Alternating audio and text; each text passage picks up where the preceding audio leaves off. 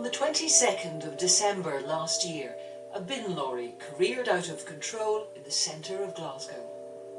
For 19 seconds it ploughed over roads and pavements, reaching speeds of up to 25 miles an hour. When it came to rest, 6 people were dead and more than a dozen suffered life-changing injuries. Tonight, some of the bereaved families accuse the Scottish justice system of failing them. It wasn't, unfortunately. I'm sorry. The family of schoolteacher Stephanie Tate was represented by Ronnie Conway.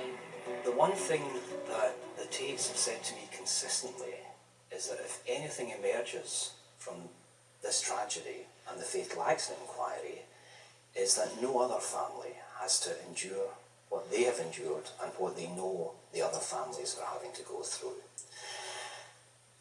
And it was clear from the outset that with Harry Clark, we're really not dealing with a criminal mastermind. And the question immediately for them was, how had such a person managed to manipulate and game the system with such ease? Harry laid bare failings involving the DVLA and its system of medical self-reporting. What you've got, in effect, is a system which relies exclusively on the honesty and integrity of the applicant. Where you're dealing with professional drivers whose livelihood is at stake, seems to me that the temptation to conceal or not disclose medical incidents is simply colossal. And that is a system which is dysfunctional.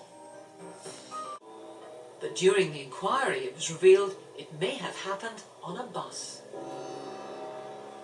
If it emerged that Mr. Clark had slumped at the wheel of the bus, there's really not much doubt that this was a notifiable incident, the DVLA.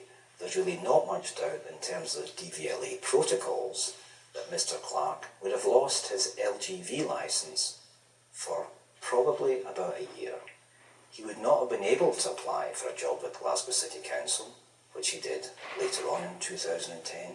He would not have been at the wheel of a Glasgow City Council bin lorry in December 2014. A bus